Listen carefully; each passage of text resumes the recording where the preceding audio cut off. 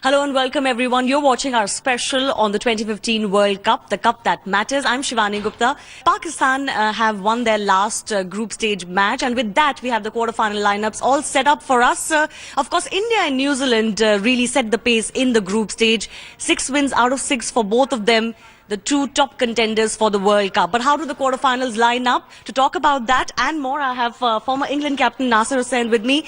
Let me first start with England, Nasser, before we get to the quarterfinal lineups. How impressed are you? Because from a time when they were dismal against Australia in the Test series and even in the Tri-series, to this turnaround, 6 wins in a row, 60 wickets for the bowlers in 6 matches. India have been brilliant. They really have. I always thought they would turn it around. I didn't really pay attention to the Tri-series. I almost thought they had to switch off at some stage. They had the massive tour of England.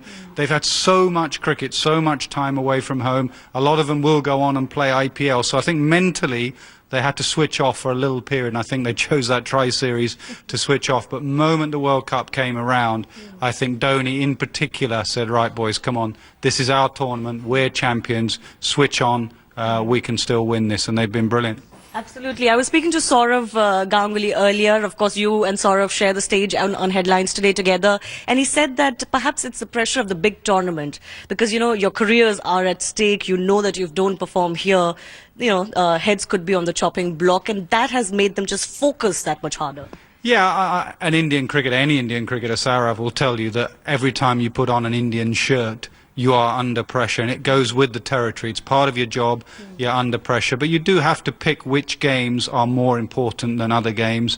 I think Fletcher and Shastri and Dhoni and everyone has rotated the players and the squad well. They've had so much cricket that it's not how they played in that first Tri-series games important. It's how they are Thursday at the MCG, then a semi-final possibly, then a final. That's when they need to be peaking, and it looks like they're peaking at the right time.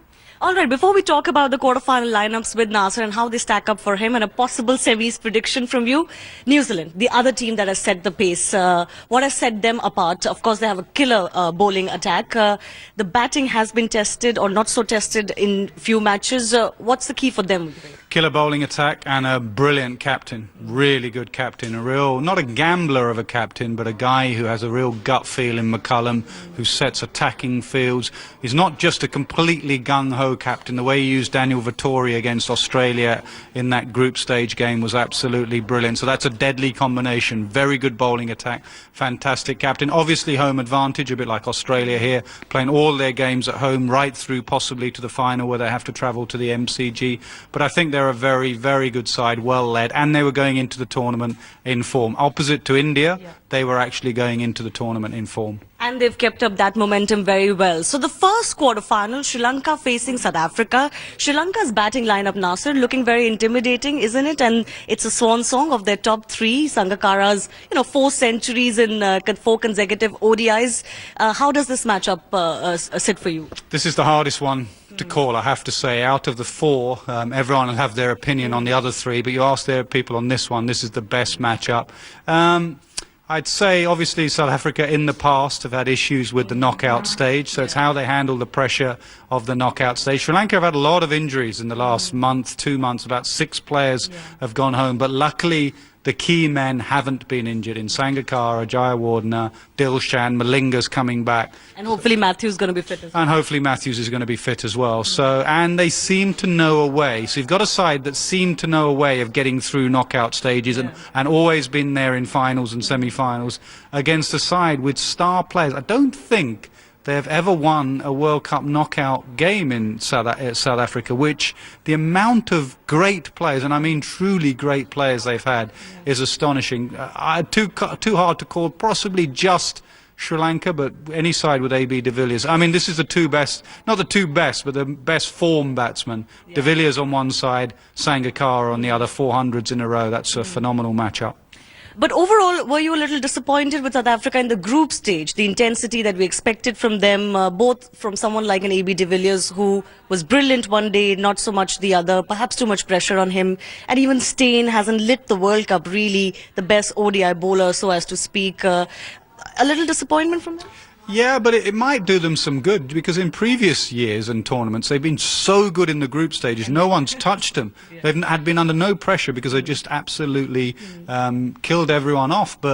And then they get to a quarterfinal under pressure. Maybe this time around they've been a bit tested. They've not been at their best, and maybe they're saving their best cricket. They've got a little bit of an issue with the balance of their side without Jacques Kallis anymore. They don't know whether to play the extra batsman or the extra bowler. If they're going to play the extra bowler and leave a batsman out, then someone like Quinton de Kock at the top of the order has to start firing and getting some runs. All right, Sri Lanka, South Africa, yes, very, very difficult to call, but perhaps not so much the India-Bangladesh face-off. Bangladesh, of course, knocking England out, and you were calling that match. The less we talk about England, the better, isn't it? I think so. Let's concentrate on India and Bangladesh. I mean, that was a great win. Bangladesh cricket needed that, to be honest, because they've been around a long time now, Bangladesh cricket, and they have produced some very good individual players, but as a team they have not produced what they should and what their fans deserve. They have a lot of talent, they have a lot of fans back home wanting them to do well, and they've done very well in this tournament. And Mahmudullah in particular, back-to-back hundreds. You wait a long time to get one, and then all of a sudden they get two and he gets two. He's a very fine player. So the key difference in this one, of course, is the experience of the stage, isn't it? I mean, India defending champions, won 3 ICC trophies in a row, and Bangladesh playing their first quarter-final in a World Cup. So that's really just the crux of this matter. Absolutely spot on. I mean, the other issue you would say is that Bangladesh have got nothing to lose. If I was their captain, Mortaza, I would be saying that we've got nothing to lose. All the pressure, all the big gun players and the contracts and the weight of expectancy and the title holders are in the other dressing room. Whatever we achieve today is going to be a famous day for us. So, but the problem with that is that India generally handle pressure pretty well. So Bangladesh can't expect India to crumble. They have got to go out there and make India crumble. And I look at two players who haven't done much with the bat, two star names in Tamim Iqbal and Shakib Al Hassan. I think he has bowled well, but he hasn't batted particularly well. So those two big names of Bangladesh cricket need to deliver. So Saurav said 90-10 India. What would your percentage be? Gosh, I don't disagree with the great Ganguly. I'll go 80-20 in a I mean, it's a two-horse race. I know India are good, but on their day, the other thing, MCG, there'll be a great atmosphere, and there'll be one of the. I mean, I'm doing that game. It'll be one of the great days of this tournament. And we'll speak to you after that as well to share your experience. But let's move on to the one that was decided at the very last game of the group stage. Australia facing South Africa. They beat Ireland in Adelaide to secure their spot, and they will face Australia in Adelaide as well. How is the Pakistan team shaping up? Have they done the course correction that they needed? Are they, settled enough to face Australia and give them a run for their money? Pakistan cricket settled. They're not two words that usually go together, but they've got another word that doesn't go with them is momentum and consistency. They've won 4 in a row now, and what they've done is change their policy. They weren't getting any runs by playing the extra batsman, so they then didn't get any wickets because they weren't playing the extra bowler. So they've said, look, we might as well just play all our best bowlers, play a wicketkeeper who catches the ball really well, and he can bat and move him up to open the batting. And the formula they've fallen upon seems to be working. They are still a little bit light with the bat, but with bowlers that are consistently taking wickets, you're always in the game. This tournament might well be won by the side with the best bowling attack, and Pakistan have got a very good bowling attack. Australia, they lacked momentum in the group stage. Of course, their match against Bangladesh was washed out and they didn't play almost for 2 weeks. But have they looked like the favourites that they were before the tournament started? I think it's a good point you made. I think they look like that the way they played against England in the first game. I think that 2-week break they had, they just lost a bit of flow, and then Clark coming back in, and then a little bit of rejigging with the batting lineup. Does Watson go to 3 or go to 6, etc.? One thing is Faulkner injured in and out. So, but one thing is they're Adelaide Oval. They know the ground. They're experienced, and now we're into this stage. Everyone will know their position. Hopefully for them, everyone will be fit. It's how their batsmen play the quicks of Pakistan, really. The one time they've come unstuck has been against New Zealand when they got blown away, and as long as they get a score against Pakistan, I think they'll win, as long as they don't get blown away, because I think with Pakistan's weakness being in their batting, I think Australia will be favourites. And how much pressure would Michael Clarke have on him in this quarter-final?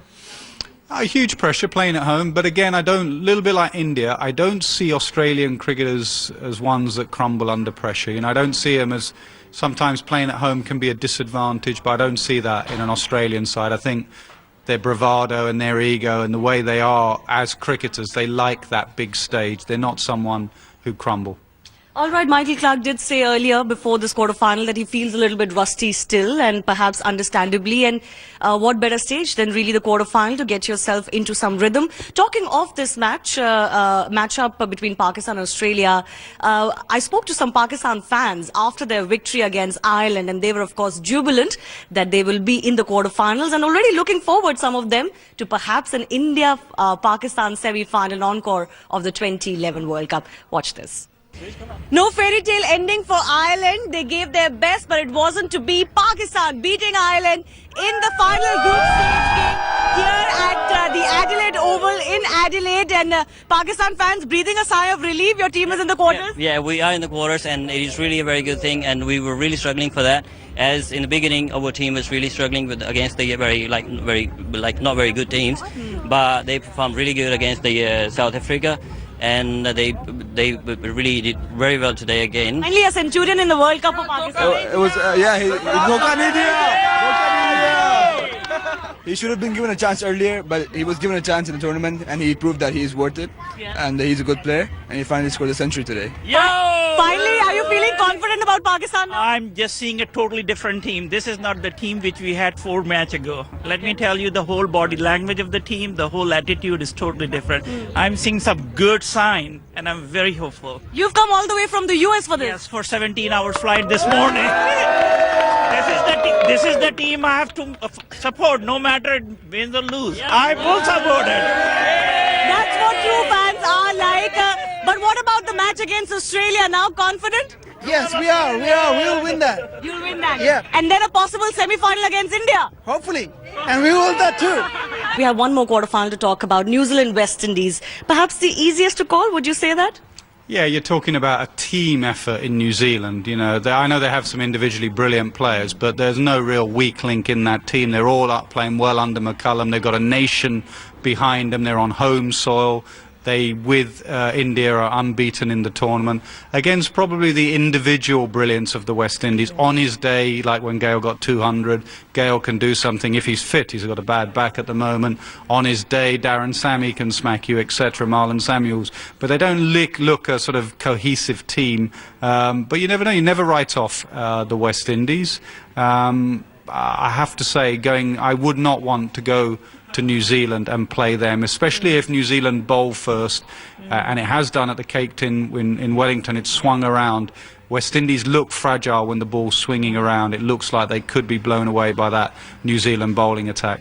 I know that a lot is going on with West Indies cricket, and obviously they've left some of their best, some of the allegedly best players behind as well, but they've almost slipped under the radar. Even a question about whether they, should be in the quarterfinals, looking at how some of the other teams in the group performed. Would you agree with that? Well, you're there. If you're there, you're there. You can't argue. Once you get there, you've got there off your own back. So their net. But have they done enough to, deserve that spot? Well, that's my point. Once you get through, you deserve that spot. Whether it be through a rained-off game or net run rate, they got through on Ireland on net run rate. That's it now. Now you're 3 games away from winning the World Cup. So they need something to gel them together. You look at the ICC World 2020 that they won. Where was that? In Sri Lanka, I think they won it. They were such a team. They had the Gangnam style dancing and Gale and everything. They need to get together. There's so many things on and off the field with West Indies cricket. When they get to that difficult situation, will they be pulling for each other? And maybe the players would want to make a statement as well, isn't it?